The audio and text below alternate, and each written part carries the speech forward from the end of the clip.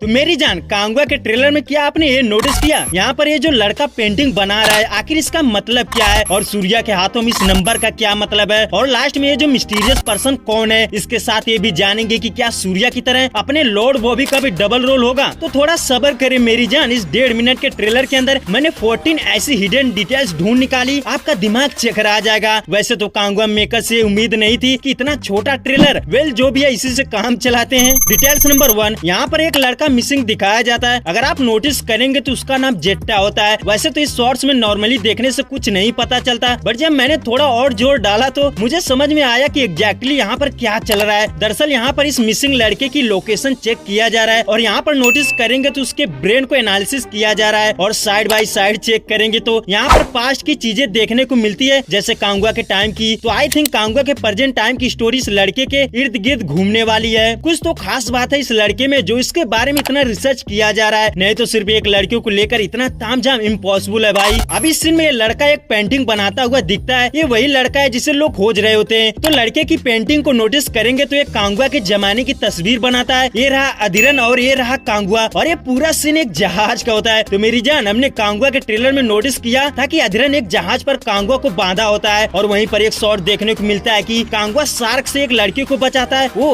अब मामला समझ में आया, यानी ये जो लड़का है जिसका पुनर्जन्म हुआ है और पास्ट टाइम ये लड़का नहीं ये लड़की होता है, क्योंकि कांगवा के पास्ट में अगर आप नोटिस करेंगे तो एक लड़की को प्रोटेस्ट करता दिखता है, उसे अपने साथ रखता है और लास्ट में शायद कांगवा और इस लड़की के साथ कुछ तो ऐसा हुआ होगा जिसके चलते इन दोनों का पुनर्जन्म हो सकता है। डिटेल्स नंबर 3, इस सीन में मैंने कुछ खास चीजें नोटिस की, जैसे कि जब ये लड़का पेंटिंग बना रहा होता है तो सूर्या बगल में खड़ा होकर देख रहा होता है, और जब ये पेंटिंग पूरा होती है तो सूर्या उस लड़के के सर पर हाथ रखकर प्रॉमिस करता है दिखता है। और ट्रेलर के अंदर एक पास्ट का भी सीन दिखाया जाता है, ऐसे ही प्रॉमिस यहाँ पर करता है। यानी ये लड़का जो तस्वीर बना रहा था सिर्फ सूर्या को उसके पुनर्जन्म की याद दिलाने के लिए। अब सूर्या को भले ही उसका पास्ट याद नहीं होता, लेकिन उसके आसपास उसकी पास्ट की ही चीजें होती हैं, जैसे कि इस कमरे में बोट और दीवार पर कांगवा का मास्क और सूर्या के गले में ईगल का लॉकेट, और यही नहीं सूर्या के हाथ पर लिखे ये नंबर उसके बीते हुए सालों को इंडिकेट करता है। यानी ये सब चीजें पहले से उसके पास होती है, बट वह समझ नहीं पाता। अब इस लड़के की वजह से सूर्या को अपना पास्ट याद आ सकता है। डिटेल्स नंबर 4, ओके तो सूर्या के प्रेजेंट टाइम वाले सीन में एक फाइट देखने को मिलती है, वो भी जहाज के अंदर। अब इस सीन में मैंने नोटिस किया कि सूर्या कुछ आर्मी से लड़ता है तो कुछ गुंडों से, और यहाँ पर देखेंगे तो RDX लिखा होता है, जिसका ये मतलब है कि इस जहाज में RDX की स्मगलिंग हो रही है और सूर्या उनसे लड़ रहा है। तो सबसे बड़ा सवाल है कि आखिर सूर्या प्रेजेंट टाइम में रहता कहाँ है। तो जब मैंने रिसर्च किया तो यहाँ सूर्या के दूसरे रोल में उसका नाम फ्रांसिस थियोडोर होता है, जिस तरह योगी बाबू का नाम कोल्ट 95 और दिशा का नाम एंजेलिना।